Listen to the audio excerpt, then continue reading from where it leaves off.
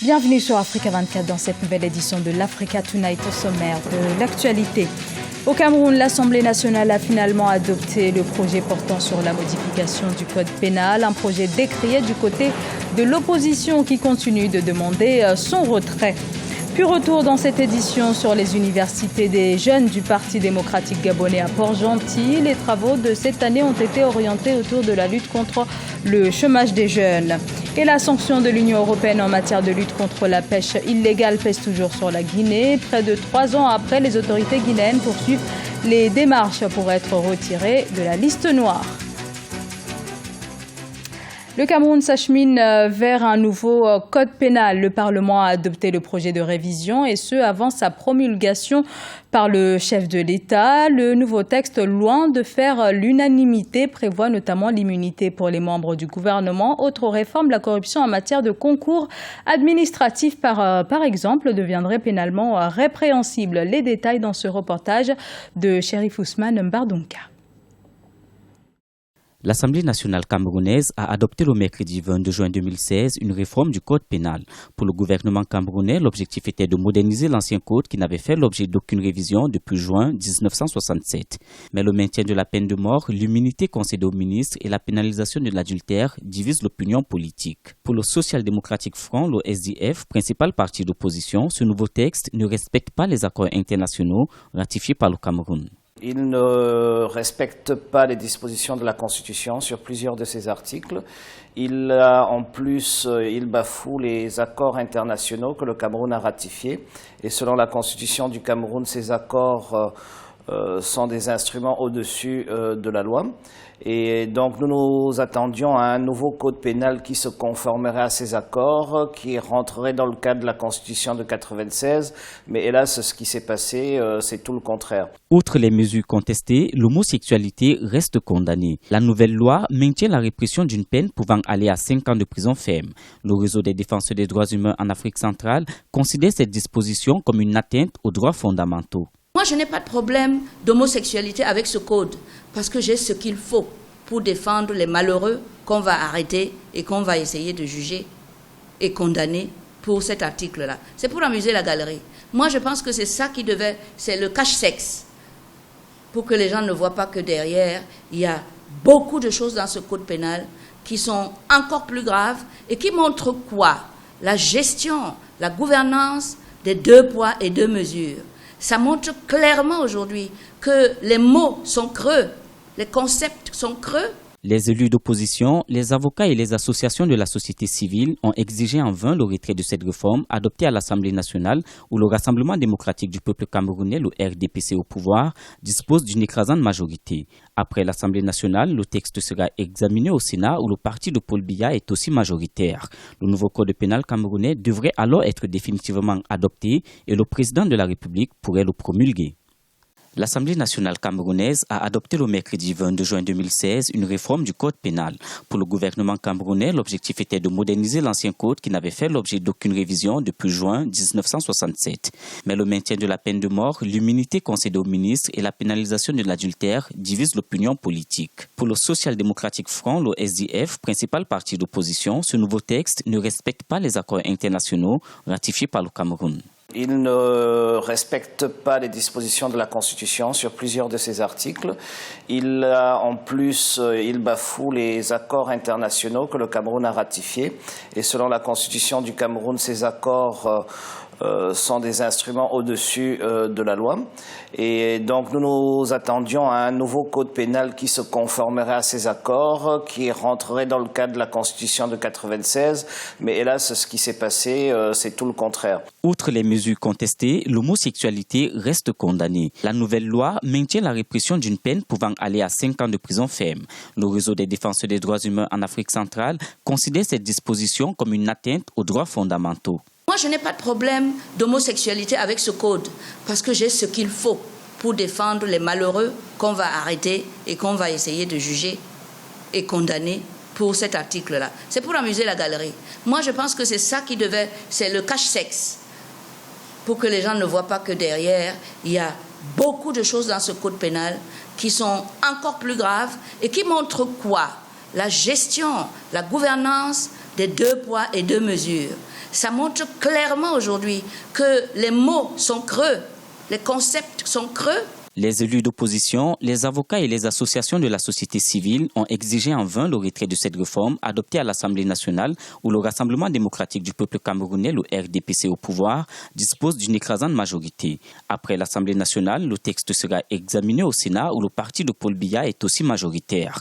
Le nouveau code pénal camerounais devrait alors être définitivement adopté et le président de la République pourrait le promulguer. La lutte contre le chômage des jeunes a une nouvelle fois été présentée comme une priorité pour le développement du Gabon. Cette fois, c'était lors des universités de l'Union des jeunes du PDG qui se sont tenues jusqu'au 26 juin. Et le chômage au Gabon qui touche un jeune sur 3 a largement été mis en exergue à 2 mois de l'élection présidentielle. Un reportage de Douglas Ntoutoum.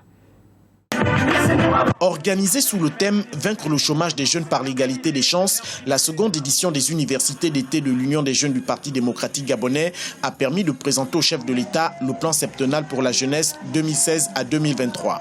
Ce plan septennal contient 7 axes prioritaires qui tournent autour du renforcement de la fonction statistique dans les administrations pour l'emploi des jeunes, l'amélioration de l'accès à l'emploi des jeunes, le renforcement des programmes scolaires pour une meilleure adéquation formation-emploi, favoriser l'auto-emploi chez les jeunes, un quota d'attribution de 20% des marchés publics à des entreprises détenues par des jeunes entrepreneurs locaux, entre autres. Ne laissez pas l'inconstance et la trahison de certains nous tromper. La jeunesse a fait son choix, le choix de lucidité et du cœur, le choix de la transformation et de la durabilité, le choix de la stabilité et de la paix. Et ce choix, il est là, Ali Bongo Ondimba. Le taux de chômage est de 35,7% chez les jeunes de 15 à 24 ans et de 26% chez les actifs de 25 à 34 ans. En raison de son poids électoral, la jeunesse s'imposera comme une priorité dans les agendas des différents candidats à la présidentielle de 2016. En cas de victoire du candidat Ali Bongo, ce dernier a pris l'engagement de faire de la jeunesse une priorité. Les défis du Gabon sont aujourd'hui des défis surtout économiques et sociaux. Nous remercions toujours nos prédécesseurs pour nous avoir laissé un pays en paix. Un pays en paix. Et en 2009, je me suis engagé à maintenir la paix dans ce pays, et c'est ce que j'ai fait. Nos progrès sociaux montrent que nous avons commencé ce partage. Donc, contrairement à tous ceux qui parlent, Ali a tenu ses promesses.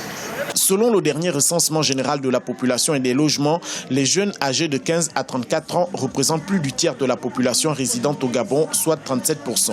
Sur le plan politique, les jeunes constituent un vivier électoral important avec plus de la moitié des inscrits en 2016.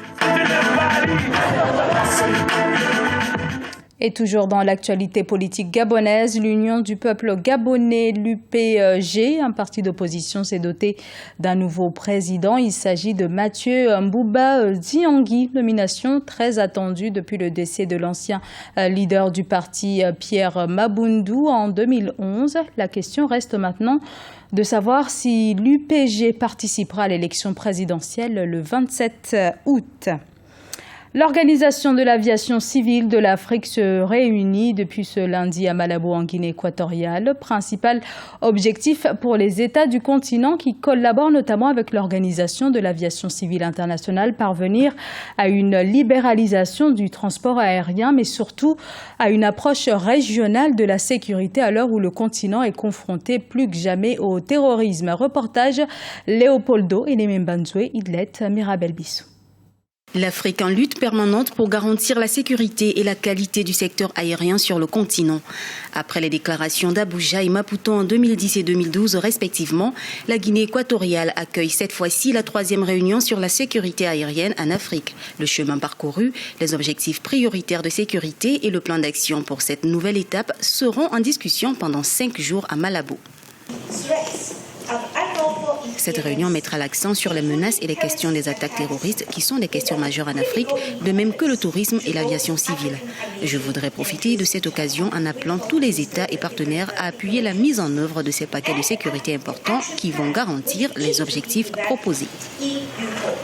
Depuis les années 90, avec l'un des PIB les plus bas du monde et 700 000 habitants, la Guinée équatoriale a connu des avancées dans le secteur aérien. Le pays est passé d'un système sans une notion de base dans les questions aéronautiques à un système de régulation et contrôle indépendant. Después de haber superado la última auditoría, Je suis content des progrès que notre pays a enregistrés dans le secteur de l'aviation civile. Selon la dernière vérification, la Guinée équatoriale a connu une hausse de 10 à 45% en matière de sécurité et de qualité du transport aérien. C'est un pourcentage qu'aucun pays n'a atteint. Pour ce premier jour de débat, l'Organisation de l'aviation civile internationale a signé un accord de coopération technique avec la Guinée équatoriale par lequel le ministère de l'aviation civile équato-guinéen recevra des experts de l'OACI pour la supervision des différents secteurs de sécurité aérienne du pays. Dans le reste de l'actualité également, le Parlement algérien entérine la loi sur l'investissement. Ce texte vise à mettre en place un dispositif législatif stable et transparent. Il s'inscrit dans la politique gouvernementale qui entend une plus grande diversification de l'économie à l'heure où l'Algérie subit les conséquences de la baisse des cours du pétrole. La Guinée est toujours sous la sanction de l'Union européenne en matière de pêche. Des mesures de rétorsion en vigueur depuis 2014. L'UE juge en effet la Guinée défaillante dans la lutte contre la pêche illégale et les autorités guinéennes intensifient actuellement les tractations pour voir leur pays retiré de la fameuse liste noire. Reportage Emmanuel Milimolo. Les négociations se multiplient entre la Guinée et ses partenaires de l'Union européenne pour la levée des sanctions sur la pêche illicite dans le pays. Cette mesure empêche en effet le pays d'accéder au vaste marché que représente l'UE. Selon le ministère en charge de la pêche, de l'aquaculture et de l'économie maritime, de bonnes perspectives se dessinent désormais en vue du retour du pays sur la liste des pays coopérants. Une rencontre entre l'institution européenne et le gouvernement guinéen s'est tenue récemment pour négocier les conditions du retrait du pays de cette liste noire due à une mauvaise exploitation des ressources halieutiques du pays. On est revenu de Bruxelles extrêmement satisfait et nous nous attendons avant longtemps à l'officialisation du retrait du nom de la Guinée sur la liste noire de l'Union européenne. Les débats ont tellement bien évolué et nous espérons que cette décision ne devrait plus tarder. C'est une question de temps et je pense que tout milite à notre faveur pour que la sanction-là soit levée. L'un des objectifs majeurs du gouvernement guinéen est de parvenir à la levée de cette sanction qui non seulement n'honore pas le pays, mais le prive en plus de marchés capables de générer des ressources financières importantes. Cela passe entre autres par la construction d'un laboratoire de certification, la construction du port industriel de pêche et le renforcement des capacités des cadres du secteur. Le marché européen est extrêmement vaste. Vous savez que l'Union européenne est composée de 27 pays. Et que tous ces pays soient ouverts à l'exportation des produits halieutiques guinéens, c'est un avantage certain pour nos artisans dans le secteur de la pêche et que cela va permettre d'aller engager de revenus supplémentaires pour nos artisans et qui pourront permettre de développer le secteur. Le secteur de la pêche est l'un des secteurs pourvoyeurs de l'économie guinéenne. Une bonne partie de la population évolue dans ce domaine et l'ouverture des marchés aussi vastes et demandeurs que celui de l'Union européenne est comme une bouffée d'oxygène pour l'économie nationale. D'où le combat des autorités depuis plusieurs mois de pouvoir accéder à nouveau à cet espace générateur de devises. C'était le journal de la rédaction. Merci de l'avoir suivi. Dans un instant, une nouvelle édition de l'information sur Africa 24.